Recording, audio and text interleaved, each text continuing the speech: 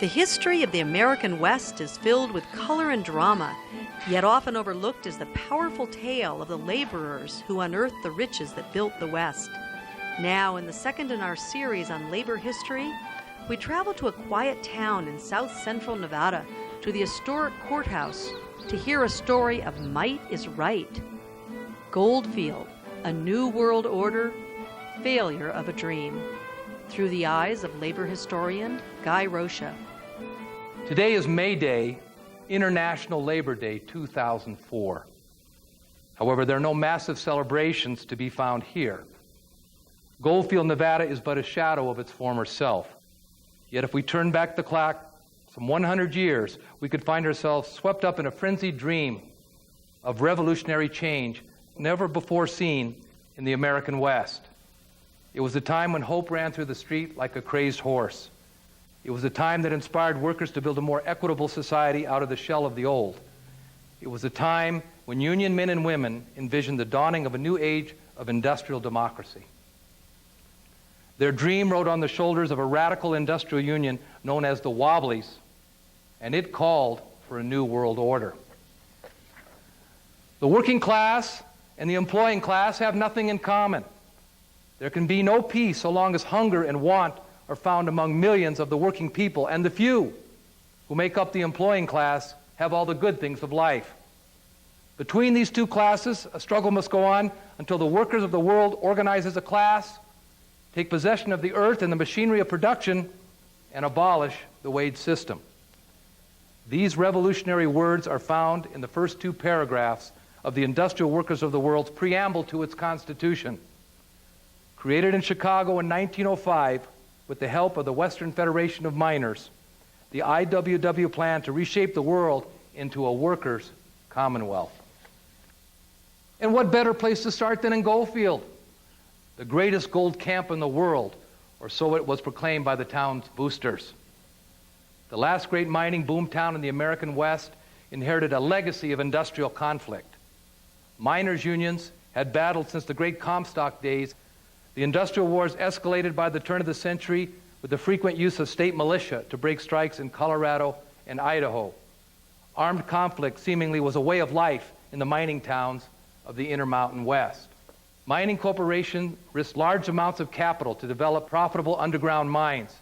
The publicly traded companies made few concessions to the miners, and only begrudgingly when they did. The pervasive business attitude in this era was that the workers must willingly assume the risk of dying on the company's terms. Union miners, in trying to garner higher wages, shorter hours, better working conditions, and medical benefits from the corporations through strikes and legislative action, grew increasingly frustrated, angry, and violent. In 1893, the Western Federation of Miners was organized in this crucible of industrial conflict in Butte, Montana. From the miners' point of view, they understood all too well the common phrase that men were cheaper than timber. Many of these battle-scarred miners found their way to Goldfield in south-central Nevada following the initial gold discovery by prospectors in December 1902. After a few years of leasing mining claims to enterprising miners, mining corporations were formed to provide the capital needed to tunnel ever deeper into the bowels of the earth and build mills to process the abundant gold ore.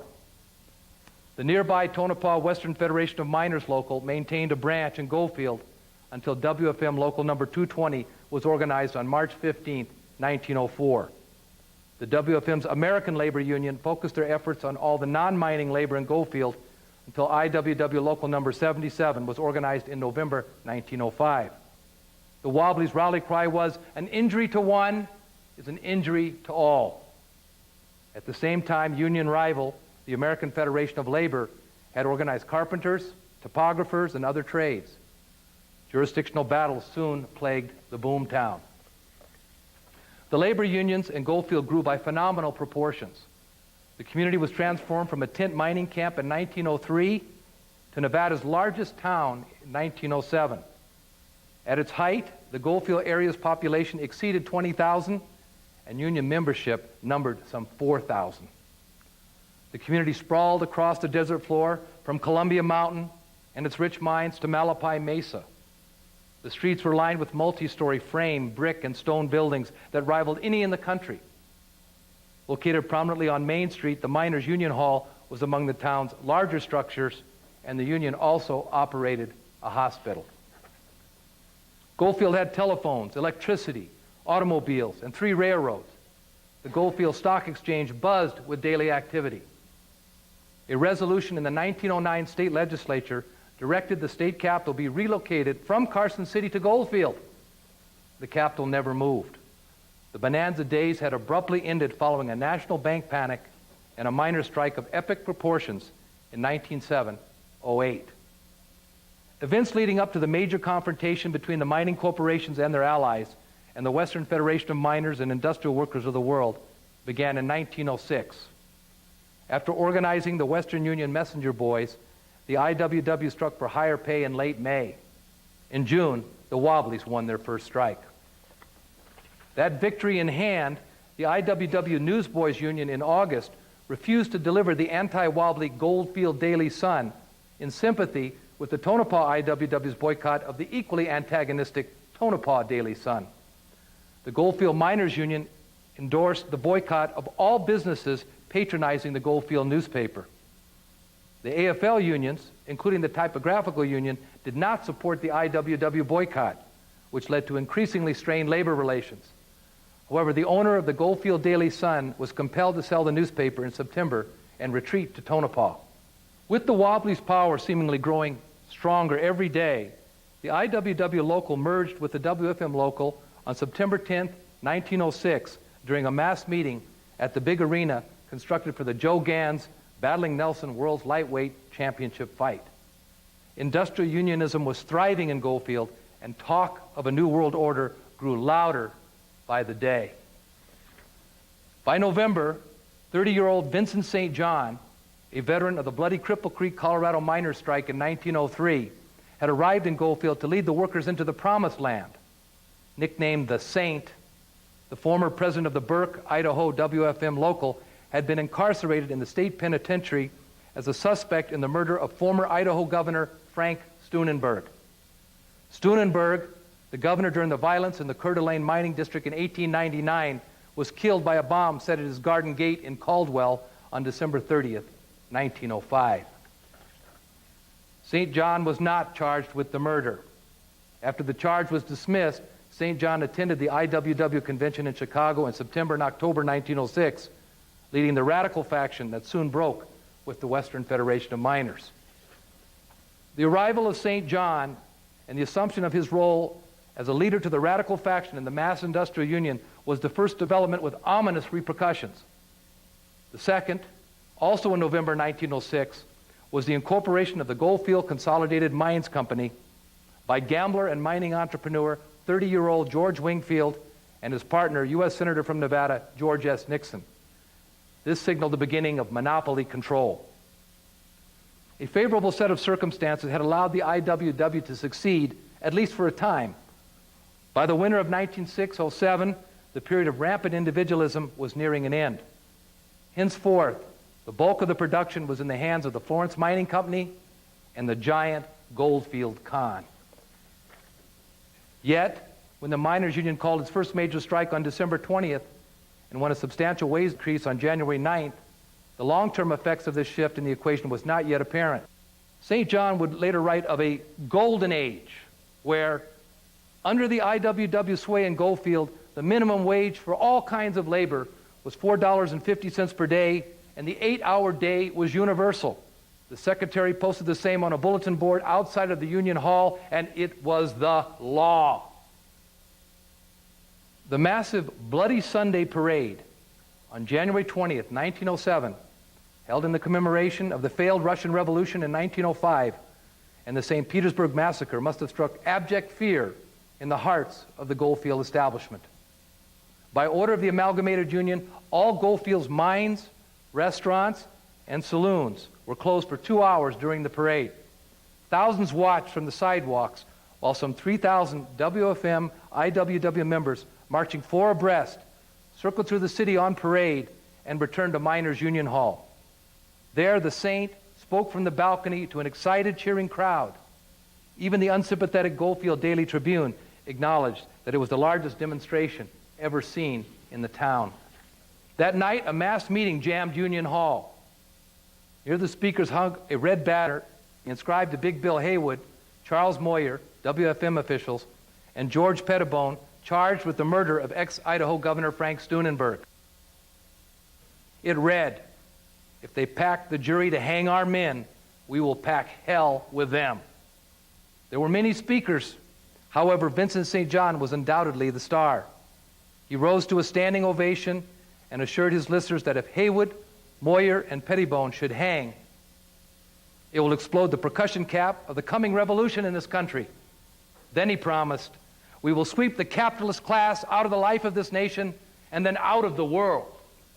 Perhaps this was only the IWW variant of political rhetoric, but it's easy to understand why a good many Nevadans thought the radicals meant exactly what they said. George Wingfield, unlike St. John, was not prone to inflammatory speeches. He was a secretive young man with the hooded face of a good poker player. Yet he too was laying plans, for he knew as surely as St. John that the opening struggle was at hand. He had begun surrounding himself with gunmen, convicted murderer turned mine owner Diamond Field Jack Davis, the brutal Clarence Sage, a Thiel detective-in-chief of the Goldfield Con security forces, and Thomas Bliss, alias Gunplay Maxwell, who served time with Butch Cassidy in the Wyoming penitentiary. At the same time, Governor John Sparks appointed state detectives in the pay of the Goldfield Con to assist Wingfield in his monitoring of the Union. The spies he had placed inside the WFM-IWW Union were bringing in reports that St. John saw Nevada as an isolated state of great wealth where the Union could take control. As conservative Nevadans recoiled from the news of Goldfield's Bloody Sunday, it was apparent the last of the great frontier boomtowns contained two groups of young men with very different ideas on how to shape the future. On March 1st, 1907, ignoring Governor John Sparks' declaration that the 8-hour day legally applied only to miners, the WFM-IWW local declared an 8-hour day for all members of the Union in the name of job control. During this period, a jurisdictional battle between the AFL carpenters and the WFM-IWW broke out over control of carpentry work in Goldfield. Both sides carried guns. When a WFM-IW delegate called out Union miners in the Mohawk mine employing AFL carpenters, the Goldfield mine owners seized the opportunity to lock out all Union members despite an official retraction. The stage was set for a battle to the death. On the second day of the lockout, John Silva, a restaurant owner, refused to pay a waitress claiming she did not give him a one-day termination notice. Maury Preston and Joseph Smith, delegates and business agents of the WFM-IWW local, attempted to arbitrate. Reaching no resolution, Preston and Smith declared the restaurant unfair and blacklisted the business. The Carpenters Union did not honor the boycott, nor did the mine owners, businessmen, and citizens opposed to the amalgamated union. The evening of March 10th saw Maury Preston, while on picket duty, turn away two prospective customers from Silva's restaurant. Silva ran outside, gun in hand. A heated exchange of words followed with Silva raising his gun toward Preston. Preston reacted quickly and shot and mortally wounded Silva. He then ran from the scene of the shooting, but turned himself in early the next morning. Preston found himself accused of cold-blooded murder. The night of March 10th also found Diamond Field Jack Davis, armed with so-called warrants, entering Joseph Smith's house on the grounds of conspiracy to commit murder, dragging him out of bed and locking him up in the Goldfield jail. Shortly thereafter, an attempt was made to lynch Preston and Smith. WFM-IWW members prevented this vigilante action by placing armed guards around the jail. The incident at the Nevada restaurant had all the earmarks of a commonplace frontier shooting, not to be condoned, but easily to be understood. In the tense atmosphere accompanying the labor troubles that month, Goldfield was an armed camp, and the 24-year-old Union delegate had shot too hastily, believing that Silva was about to shoot him. Until the day he died, Maury Preston would claim that it was nothing more than a simple case of shooting in self-defense. It would end with not only Preston, but also Joseph Smith, Vincent St. John, and a roster of Goldfield's labor radicals under indictment for conspiracy to murder John Silva and leading mine owners and businessmen, among them George Wingfield. In the meantime, the newly formed Goldfield Businessmen and Mine Operators Association, headed by Wingfield, blacklisted all IWW members. Supplies were cut off on April 12th to every business that employed any Wobblies. The AFL Carpenters, at the instigation of Wingfield and his associates, staged anti-IWW rallies. Wingfield had no problem exploiting the division in labor ranks. He remained adamantly anti-union throughout his life.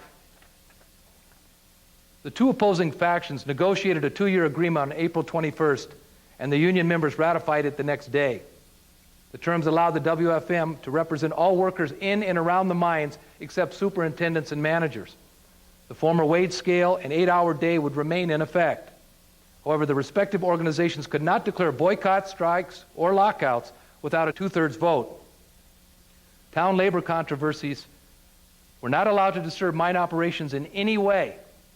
Vincent St. John and the IWW members, who were predominantly town workers, accused their moderate union president of selling them out. The agreement was the first in a series of major setbacks for the WFM-IWW local.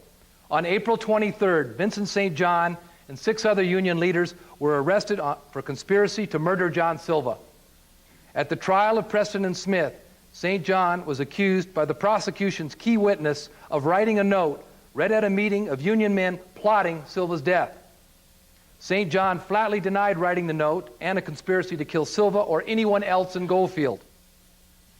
John F. Douglas, one of the special prosecutors hired by the Goldfield Businessmen and Mine Operators Association to assist the district attorney, admitted 7 years later that he knew the testimony of the principal prosecution witnesses was perjured. A death threat letter, allegedly written by a radical, was also sent to Judge Frank Langen during the course of the trial and printed in the Goldfield Tribune. Forensic handwriting analysis years later determined the key prosecution witness actually wrote the letter. Diamondfield Jack Davis, in a 1913 correspondence to Governor Tasker Oddie, admitted that at the behest of George Wingfield, he had paid the 2 principal prosecution witnesses $9,500 for their covert activities and perjured testimony. Neither St. John's testimony nor that of the other witnesses for the defense prevented the conviction of Preston for second-degree murder and of Smith for manslaughter on May 9, 1907. In fact, if it hadn't been for one stubborn juror opposed to convicting the Union delegates for first-degree murder, the sentence presumably would have been death by hanging at the state prison in Carson City. The rankest frame-up ever made in the West, as it was termed in the IWW newspaper Industrial Union Bulletin, was to be a cause célèbre in the labor movement for years. Smith served more than 4 years and Preston 7 years before their paroles. St. John and the other 6 union leaders were more fortunate. The murder conspiracy charges were finally dropped by the fall of 1907. Big Bill Haywood, acquitted in the murder of Frank Steunenberg, visited Preston Smith at the state prison in mid-November. Haywood pursued his fellow union members' release, meeting with Governor Sparks, the 3 Supreme Court justices, and the Attorney General, who comprised the pardons board. Ironically, Maury Preston, while seeking a full pardon, became the only person ever nominated from Nevada for the presidency of the United States. In July 1908, the Socialist Labor Party convention in New York City chose Preston as its presidential candidate. He had been an SLP member in Los Angeles before his arrival in Goldfield in October 1906. However, Preston turned down the nomination on the advice of his attorney. While Preston and Smith were making their appeals, the WFM-IWW union was able to win a battle over high grading, the stealing of gold ore, and change rooms. High grading was rampant in the mines, and the mine owners wanted to put a stop to it. The union did not sanction the practice. Still, its leadership objected to the intrusive nature of the searches in the rooms where the miners changed their clothing. The mine owners agreed on September 8, 1907, to operate the change rooms on the union's terms. The victory proved to be short-lived and the union's last. Just as the shooting of John Silva on March 10th was later seen as the catalyst in the first major defeat of the one big union. The shooting of Vincent St. John on November 5th heralded its demise. His assailant, Paddy Mullaney, was another veteran of the Cripple Creek labor wars, but he wanted nothing to do with the one big union. Friction between Mullaney and St. John over alleged illegal voting had developed during a September election. Tempers grew so hot that each man threatened the life of the other. The showdown began with an animated conversation between St. John and Mullaney in front of the Palm Grill near the Miners' Union Hall.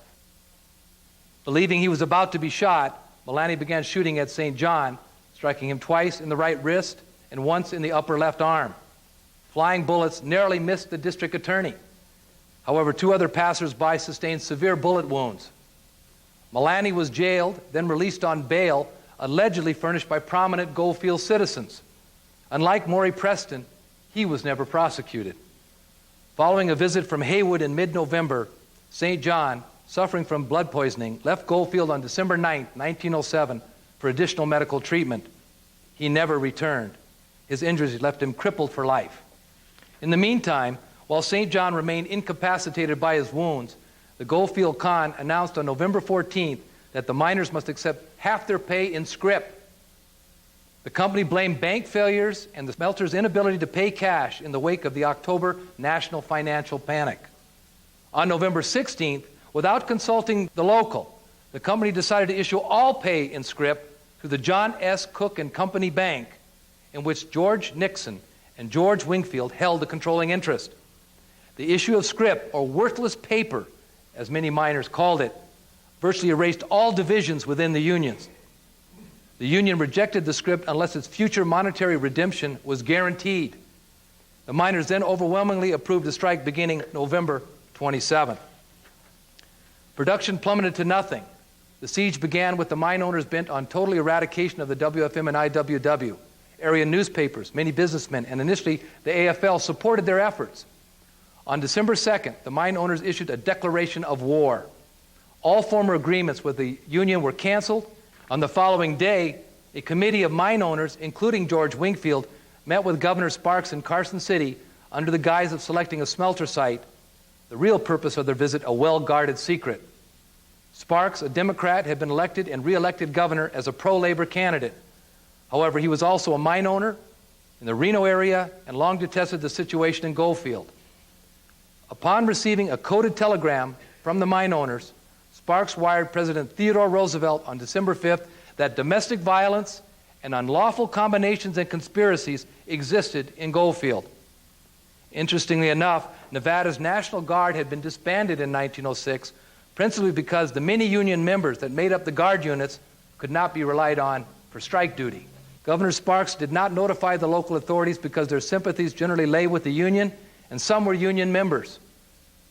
The Republican president's response was swift. On December 7th, 3 companies of the 22nd Infantry arrived by train from San Francisco. The Preston Smith case loomed large in the governor's justification. He told the press that he was going to prevent a repetition of what happened last spring. The governor's move, which was supported by Nevada's congressional delegation, outraged many Goldfield citizens. The union appeared too stunned to react. The mine owners then implemented their plan to eradicate the union while under the protection of more than 400 soldiers. On December 9th, the mine owners established a card system illegal under Nevada law and reduced wages to $4 a day for all miners. Few men were willing to sign the Yellow Dog contracts, disavowing the union. It made no difference. Wingfield and the other operators soon recruited non-union labor from surrounding states. The mine owners declared that they were not fighting organized labor and stood willing to employ AFL workers and those WFM members that repudiated their leadership. The mine owners' strategy of divide and conquer emerged in sharp relief. However, the AFL union strongly denounced the $2 wage cut for carpenters working in the mines. After the U.S. Secretary of State telegraphed Governor Sparks, then in Goldfield, that the evidence to date did not support his contention of domestic violence, President Roosevelt sent 3 federal representatives to investigate. The Roosevelt Commission arrived on December 15th. The mine owners testified that the troops were necessary because of the union's tyranny. The principal proof cited was Preston's shooting of Silva in cold blood. In view of the murder conviction, no doubt the commission accepted this as fact. However, the Commission's report concluded, "We find no evidence that any condition then existed not easily controlled by local authorities." After reading the report on December 20th, President Roosevelt decided to evacuate the troops. The governor still insisted that the soldiers had forestalled violence and pressed for their continued presence. Roosevelt sent Sparks an ultimatum. He would give orders for the troops to remain only if the Nevada governor called a special session of the legislature to authorize a state police force. Sparks capitulated and called a special session on January 18, 1908. In February, after the legislature had enacted a state police bill over the strong protest of union labor throughout the state police began replacing the infantry in Goldfield. By March 7th, all soldiers had departed. Besides implementing an open shop policy and relying on executive and legislative support to crush the union, the mine owners also used the courts to obtain their objectives. On March 6th, Goldfield Con won an overwhelming victory in its injunction suit against the union. Once again, the Preston Smith case had proved useful, enabling Goldfield Con to charge the union in its complaint with the murder of innocent persons. The union was labeled a conspirator and found guilty of illegal acts of picketing. The federal district court also invalidated the 1903 Nevada statute prohibiting the card system, observing that an employer had a constitutional right to reject business relations with anyone. On April 3, 1908, the miners' strike was called off by a vote of 90 to 25. The small number of miners voting in a local that once numbered some 4,000 only emphasized the devastation of the WFM-IWW union. It had taken a little more than a year after the shooting of John Silva to destroy the one big union in Goldfield. So ended the IWW's golden age, and with it Vincent St. John's vision of a new world order. The Western Federation of Miners and the IWW are now eliminated from the camp of Goldfield, claimed George Wingfield in 1911, and always will be as long as I'm identified with it. It is said that before the fire, which destroyed most of Goldfield in 1923, the gashes from the miners' hobnail boots could be seen in the town saloons on the bars where they had danced on the night when Big Bill Haywood was set free in Boise, Idaho. Union men and women could feel the current of working-class power in the air that night on July 28, 1907. They had fought a long, hard way, but most of it still lay ahead of them. The jailings, the lynchings, the victories that evaporated, the defeats that diminished them, the schisms, the betrayals, the inescapable knowledge that a revolution in their time was only a dream that failed. In the year that Maury Preston died, 1924, the IWW shattered in a burst of explosive fission, never again to be a formidable player in the ranks of organized labor. We know now that the men who stamped and whirled on top of the bars in jubilation that night in Goldfield had danced too soon. Thank you. The publication of the ignoble conspiracy, Radicalism on Trial in Nevada, by Sally Zanjani and Guy Rocha, prompted the family of Joseph Smith, who died in 1935, to plead for his pardon. Diane Smith Varney, Smith's granddaughter, said at the hearing, "The posthumous pardon for Maury Preston and Joseph Smith would somehow make up for the pain that the men suffered, and is very important to our family, just to close a chapter in the book, a final chapter in the book. To us, justice would have been served." On May 12, 1987, the Nevada Board of Pardons, with a 6-1 vote, granted posthumous pardon to Maury Rockwood Preston and Joseph William Smith.